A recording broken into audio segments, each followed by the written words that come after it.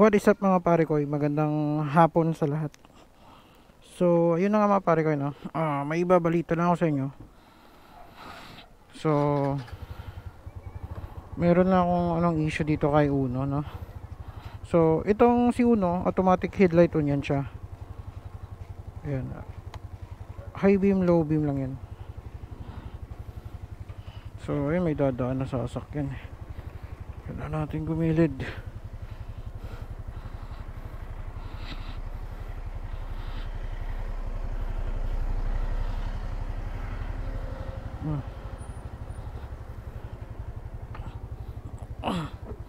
So, ang issue mga pare ko is yung low beam, no? So, ayun, naka low beam, high beam. So, kung nakita nyo, ayun, pondi na yung natin mga pare ko low beam, no? Automatic headlight on yun, kaya pag inandar ko yung makina, naka-automatic dapat yan naka-on. So, high beam, ayan, kung nakita nyo, malakas yung high beam nya. Low beam, ayan. So, sa mileage natin 10,186. Bago na pondi yung kanyang low beam, no? I think pondi na talaga siya. So, papalitan ko to. So, hindi pa sa ngayon kasi busy pa ako. So, ayan. Ay, te. Ayan. So, wala na tayong low beam, no? So, nakakasilaw to pag may kasalubong tayo. So, nag-order naman ako sa Shopee. Kaya, hintayin ko na lang bago dumating yan. At saka, nag-order na rin ako nito. Kasi ito mga pare ko ano siya, kung makita nyo, ayan, nagpi-play yung niya. Hindi siya tugma talaga, no? Kaya, minsan hindi siya nakakasabay doon sa brake lights niya. So, minsan, kahit hindi ko na siya pinipisel, naka-on pa rin yung headlight, no? Ay, headlight, sorry. Yung tail light niya, brake light pala. So, kasi nga hindi siya tugma. Ayan. Pi-play yung niya. Minsan tinataas ko para nakukuha ko. Minsan dati kasi kahit tinataas ko lang siya para nakukuha ko yung para magtugma yung brake light niya doon. Ngayon kasi parang hindi na kasi kung nakikita nyo, ang laki ng awang. Ayan, pinalitan ko rin to, nag-order rin ako para masabay ko na siya sa ilaw. Kasi ang assembly nito is kailangan tanggalin tong head. Kaya kung papalitan ko ng ilaw siya, tanggal to, no? Tapos ito, pag pinalitan ko, tanggal pa rin to. So isahin ko na lang para isang tanggal na lang yung ulo niya. Isang tanggal na lang sa ulo, no? So after January pa rin, one year in 3 months. So yun pa lang yung issue natin, no? Headlight low beam. So I think ito siguro yung niya. May nakalagay dito na Stanley. Siguro yan yung brand ng ilaw. So research lang natin. So kung nakita nyo, may gasgas dyan konti kasi natumba nga to dati. So ayun pa lang naman yung issue natin. Tapos ito nga mga pare ko, tinanggal ko pala yung cover dito sa chain cover kasi nga lilinisan ko pa yung kadena natin. At saka medyo luwag na kasi to, pina-adjustan ko na. Mahirap kasi i-maintenance yung makina, i-maintenance yung chain na may cover. Kaya tinanggal ko lahat, pero ibabalik ko pa rin naman yun. So mabilis lang siya baklasin, 4 lang na tornilyo yun. Kahit kayo kayang-kaya nyo, basta may lang kayo, pantanggal, no? So ayan, pupunta akong silang, may pa yan. Hindi ko muna ikabit yung chain cover nya. So mga pagdalinisan ko na to, at saka nakasaktong higpit na yung kadena, doon ko na ibabalik yung cover, no? Kasi matagal na naman. Ilulubricate ko muna to, at saka i-chain lobe, basta kahit anong gawing linis dyan bago natin ibalik yung isalpak yung kanyang chain cover. So ano pa ba, so nilagyan ko din ng ganito mga pare ko ayan yung bilog, kasi magsiset up ako ng camera dito para sa point of view ng rides, no? Baga ako o kaya angkas ko. So naglagay ako dito. Diyan natin ilalagay yung ating pinakaunang camera na SG cam. So para hindi lang yung point of view ng motor na nadadaanan natin, pati din yung tayo. So ito, Motovolf. Ano pa bang ano natin dito, update? Ito, steep grill. Laking tulong nito pare ko pag may mga dalahan kayo.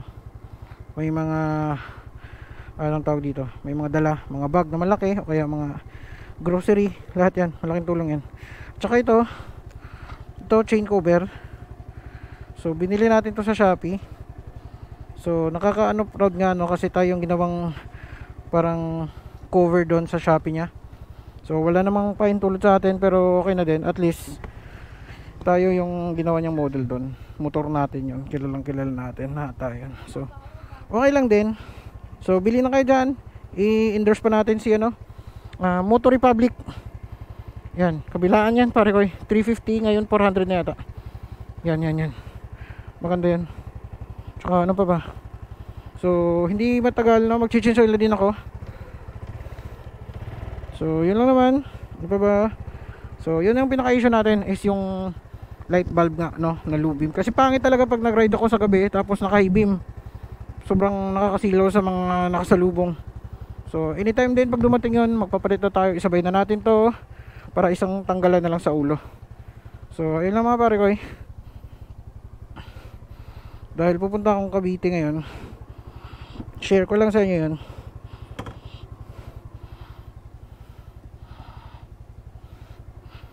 So yun lang nag-i-issue natin kayo, no? At saka itong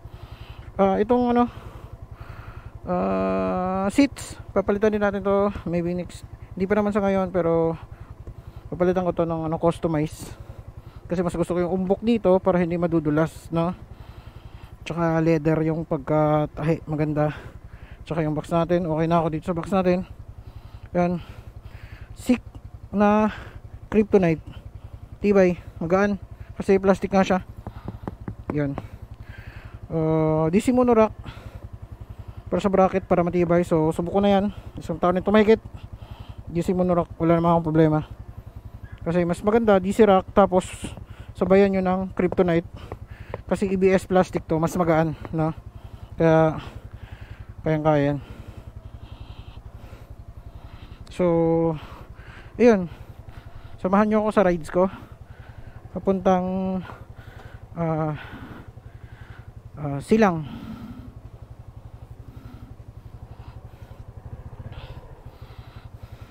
So marami tayong mga bagong pare ko, no? So shout out sa inyo. Marami akong nakikita ng mga bagong subscribers natin. Ay, ito pare ko din pala natin to. Ayun, ayun, kung nakita nyo yung sticker na yan, yan, marami tayong mga pare ko, kaya score lang kayo sa atin. So hingi lang kayo sa akin, marami tayong pinagawang bago.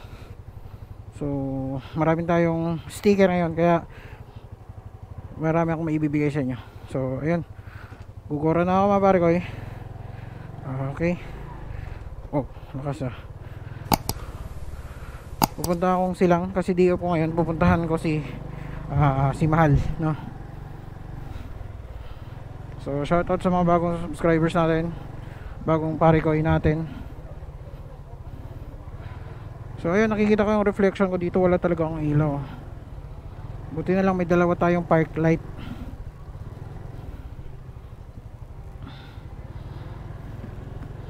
So kayo mga naka Honda Wave RSX dyan, marami akong nakikita sa group natin, no, na nagpalit ng LED, mga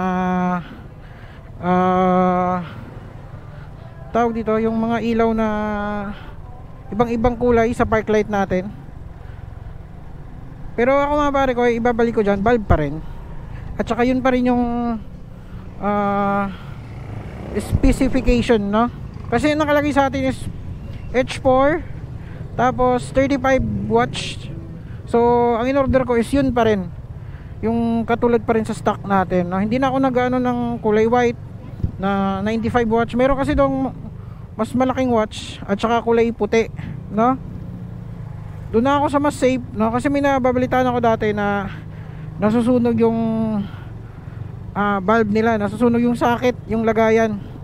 Kasi daw is overpower daw yung valve nila. Nilagyan nila ng mas malakas, no? Kaya nasusunog yung socket. Syempre, sira yung ano mo, headlight mo, 'di ba? Kasi umiinit yan eh, lalo na naka ano tayo, always headlight on.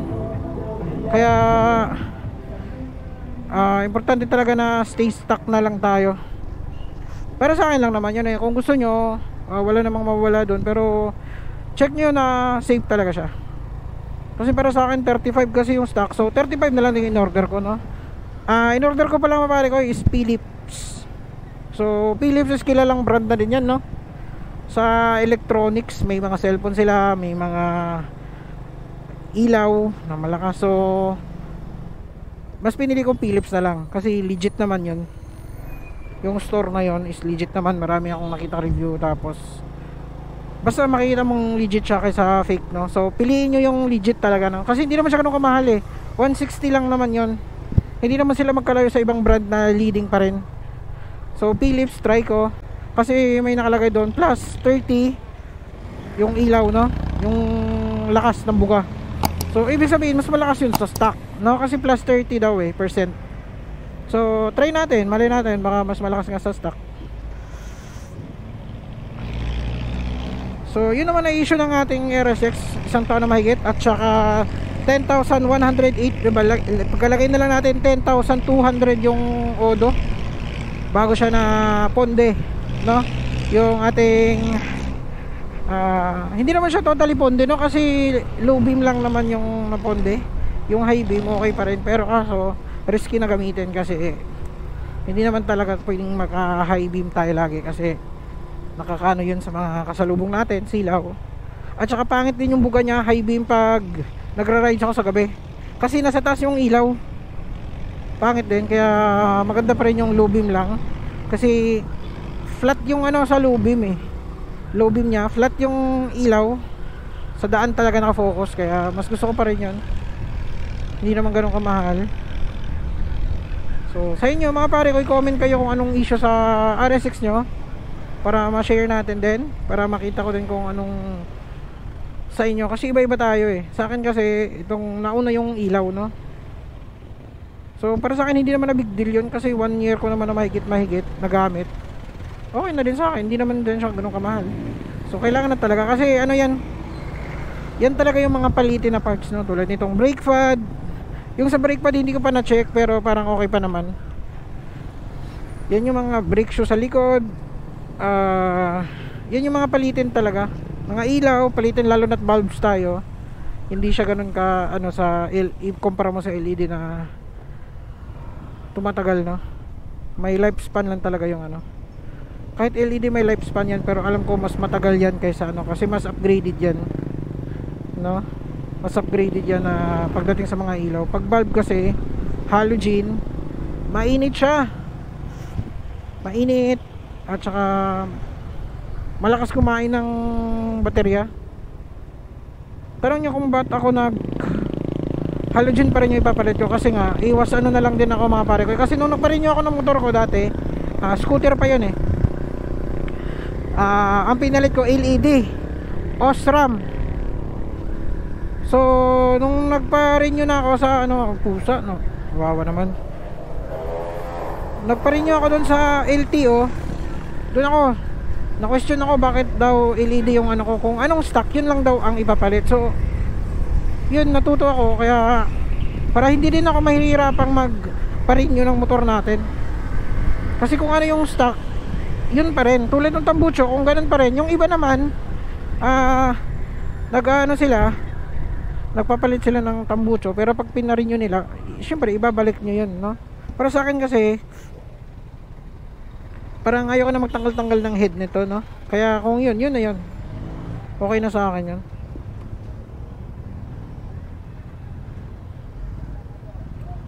E-bike gaming.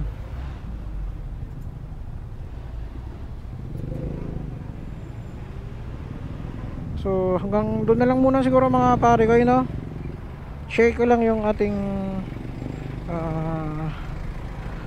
karanasan dito sa Wave RSX, no? Hindi naman siya problema, no, kasi tanggap ko naman na ganun talaga yan. Mas nauna lang siguro sa akin na mapunde. So ayan lang mga pare ko, eh. This is Mark Gamer. Ride safe always and see you in my next vlog. Bye bye. Peace out.